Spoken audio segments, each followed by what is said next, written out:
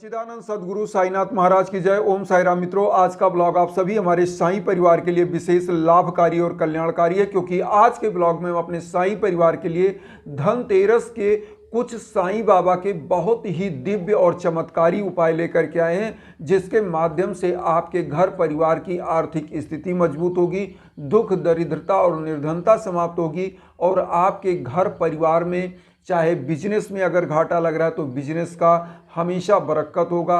घर परिवार में युवा बच्चे बच्चियां हैं जिनकी तरक्की नहीं हो रही है तो उनके तरक्की के रास्ते खुलेंगे।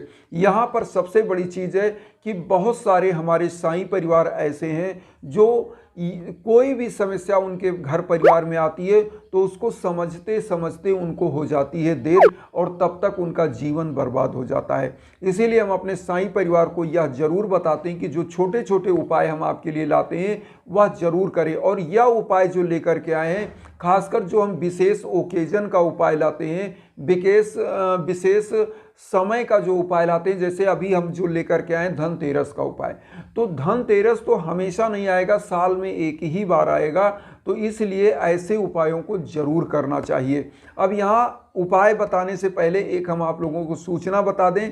हमारे एक बहुत ही अच्छे शिष्य जो मध्य प्रदेश के भोपाल से थे, इंदौर से, और उनका बहुत ही अच्छा परिणाम आया। उनके लिए हवन हुआ था लगभग 8 महीने पहले और आज उनके 2 बच्चों का भाग्य उदय हुआ। एक बच्चे की शादी हुई थी जिसके बच्चे नहीं हो रहे थे और उनके घर में एक बच्चा संतान आया और दूसरे बच्चे का सिलेक्शन टीचिंग जॉब के लिए हुआ था और आज वह बहुत ही सुखी हैं। उन्होंने मुझे बताया लगभग मान के चलिए 1 महीना पहले या 1.5 महीना पहले उनका यह सिलेक्शन हुआ बेटे का, जो उत्तर प्रदेश में टीचिंग के जॉब में टीजीटी रैंक का टीचिंग का होता है, उसमें उसका सिलेक्शन हुआ था और बहुत ही अच्छा लगा कि जो उन्होंने मुझे यह बताया।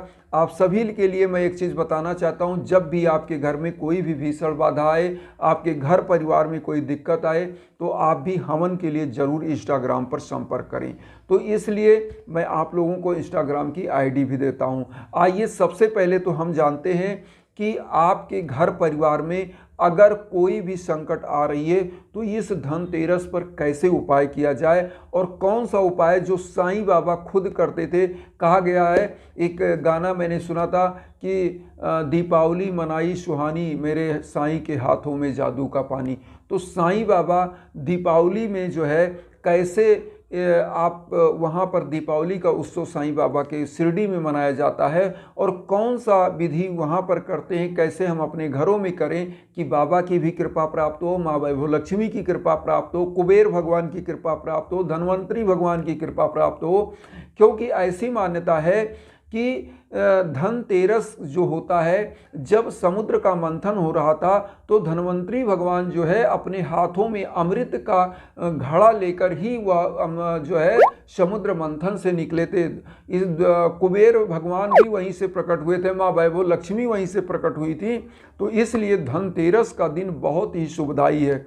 अब यहाँ पर एक चीज़ और बताएंगे, इसमें नरक चतुर्दशी होती है, इस दिन यम भगवान को दीप जलाया जाता है, उसके बारे में भी हम बताएंगे। तो कौन से ऐसे उपाय हैं जो हम सभी लोगों को करना है।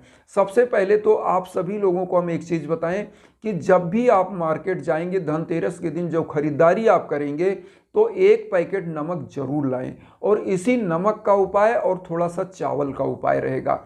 तो आपको करना है, आप मार्केट जाएंगे 1 पैकेट नमक जरूर लेंगे और उसके बाद आप धनतेरस के दिन झाड़ू लाएंगे, बर्तन अगर लेना बर्तन लेंगे, ज्वेलरी आपकी जैसी यथाशक्ति है वैसी आप ले सकते हैं, या कोई चांदी का सिक्का लक्ष्मी और विष्णु भगवान के साथ जो है ले सकते हैं, गणेश भगवान के साथ जो लक्ष्मी जी का है वो ले सकते हैं। तो जो भी आपकी यथाशक्ति है वह आप परचेज करें, लेकिन झाड़ू आप ले ही सकते हैं तो झाड़ू आप ले लीजिए, धनिया ले लीजिए।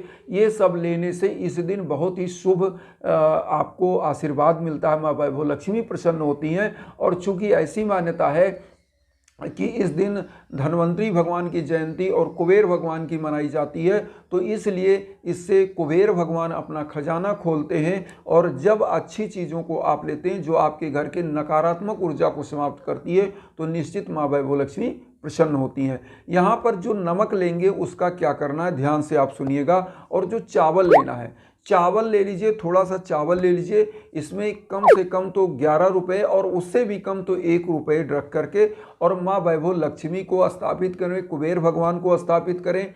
गोमती चक्र अगर आप इस दिन ले सकें तो गोमती चक्र ले लें, वह मार्केट में मिल जाएगा, उसको स्थापित कर दें, पीले आसन पर स्थापित करें। और इस दिन साईं बाबा जिस प्रकार से दीप प्रज्वलित करते थे, इस दिन कोशिश करना चाहिए 13 दीप प्रज्वलित करना चाहिए। धनतेरस के दिन 13 त्रयोदशी तिथि है, 13 दीप आपको प्रज्वलित करना चाहिए धनतेरस के दिन। और 13 दीप 13 स्थानों पर, पूजा कक्ष, किचन में, मेन गेट पर, छत के ऊपर, जहाँ जहाँ तुलसी के पेड़ के नीचे या कोई और विशेष वृक्ष आपके दरवाजे पर है, पीपल, बरगद जो भी है, वहाँ पर रखना चाहिए। और इससे माँ वैभव लक्ष्मी प्रसन्न होती हैं और साईं बाबा प्रसन्न होते हैं। तो साईं बाबा की भी एक प्रतिमा या फोटो, तस्वीर जो भी आपके यहाँ है, जरूर वहाँ रखें और एक दीप उनके सामने रखें, क्योंकि आप सभी लोग जानते हो साईं बाबा दीप से अति प्रसन्न होते थे जब दीप प्रज्वलित होता था। और साईं बाबा खुद इसीलिए दीप के लिए तेल का भिक्षाटन करते थे, लोगों से तेल मांग कर लाते थे और दीप जलाते थे। तो उस दिन साईं बाबा के सम्मुख एक दीप जलाएं, घी का दीप जलाएं, तिल के तेल का, सरसों के तेल का, जो आपको अवेलेबल हो वो जला दें। अब यहाँ पर क्या है, जो नमक आप लाए हैं, तो जो चावल में 11 रुपये या 1 रुपये का सिक्का रख के विष्णु भगवान, गणेश भगवान, कुबेर भगवान के सम्मुख इसको क्या कहते हैं, कुबेर भगवान की पोटली बना करके एक कपड़े में, पीले कपड़े में बांध करके कुछ चावल और 11 रुपये या 1 रुपये का सिक्का, पोटली बनाकर कुबेर की पोटली कुबेर भगवान के श्री चरणों में रख दीजिए। बाद में 5वें दिन, दीपावली जिस दिन समाप्त हो, तो इसको क्या करिएगा, उठा करके अपनी तिजोरी में रख दीजिएगा। अब यहाँ पर ध्यान दीजिएगा, नमक का क्या करना है। जो आप नमक लाए हैं, कोशिश करिए जो पैकेट आप धनतेरस के दिन लाए उसी दिन से इस पैकेट को खोलें और इसी पैकेट का नमक जो है पूरे, जब भी आप जो भी दाल बनता है या कोई भी जिसमें नमक पड़ता है, सब्जी बनती है या कोई भी चीज़, तो इसी नमक का उपयोग उस दिन से करना शुरू करें। और उसके बाद इसी नमक से पूरे घर में पोछा लगवाएं। जिन बच्चों की तबीयत बहुत ख़राब रहती है, थोड़ा सा नमक पानी में डाल करके और उनको नहलवाएं। परिवार में जिनकी तबीयत खराब उनको नहलवाएं। इससे आपके घर की नकारात्मक ऊर्जा दूर होगी जब घर में नमक का पोछा लगेगा और बच्चों की तबीयत, स्वास्थ्य अच्छे होंगे। और इस नमक को जब हम आहार के रूप में ग्रहण करेंगे तो हमारे अंदर की जो नकारात्मकता है वह समाप्त होती है। और वैसे भी साइंटिफिक रीजन हम बताएं, अगर नमक से पोछा लगाया जाता है घरों में तो बैक्टीरिया जो होती हैं उसमें ऑस्मोसिस की क्रिया होती है, जिसको परासरण की क्रिया, तो बैक्टीरियाज मर जाते हैं, साइंस की भाषा में आप समझिए। और इसी चीज़ को, नकारात्मक ऊर्जा को समाप्त करने के लिए नमक का पोछा लगाया जाता है। तो धनतेरस के दिन आप नमक का पोछा लगवाइए घर में, इसी नमक को ला करके, और उसके बाद क्या करिए, इसी को खाना और इसी को, अगर कोई बीमार है तो उससे नहाना भी चाहिए। अच्छा, एक चीज़ और है, जिनके घर में व्यापार, बिजनेस में घाटा लग रहा है, जो बंधु बांधव या व्यापार करते हैं, वो थोड़ी सी एक चुटकी नमक ले लें, 3 बार अपने सर के ऊपर से घुमाकर और अपने व्यापारिक स्थल के बाहर फेंक दें नमक को।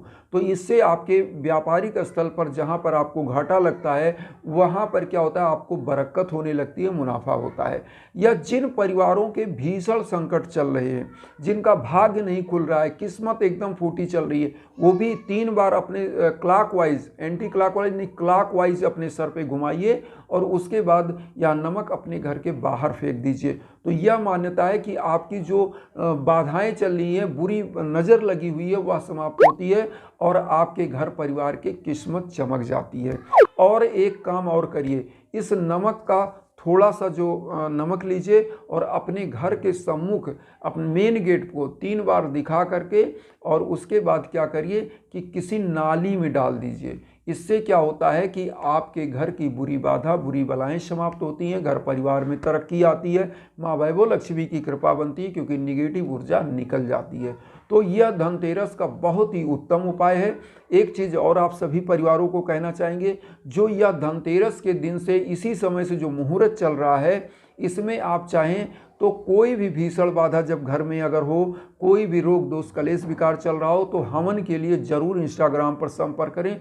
आपको किसी भी प्रकार का संकोच नहीं करना चाहिए, क्योंकि आप हमारे बंधु बांधव हैं। मेरा उद्देश्य यही है कि आपके जीवन में जो भी बाधा हुआ समाप्त हो, आपका परिवार निरंतर वृद्धि विकास करे, आपका परिवार निरंतर रोग मुक्त हो, दोष मुक्त हो, परिवार में एकता हो, सद्भाव हो, समरसता हो और हमारा साईं परिवार आगे बढ़े। इसी वसुधैव कुटुंबकम की भावना के साथ हम आपके साथ जुड़े हैं और आप मुझे भी परिवार बनाइए। चैनल को सब्सक्राइब करके उन साईं परिवारों तक वीडियो को जरूर शेयर करिए जो किन्हीं कारणों तक कष्ट में है या दुख में है। इसी भावना के साथ ओम साई राम।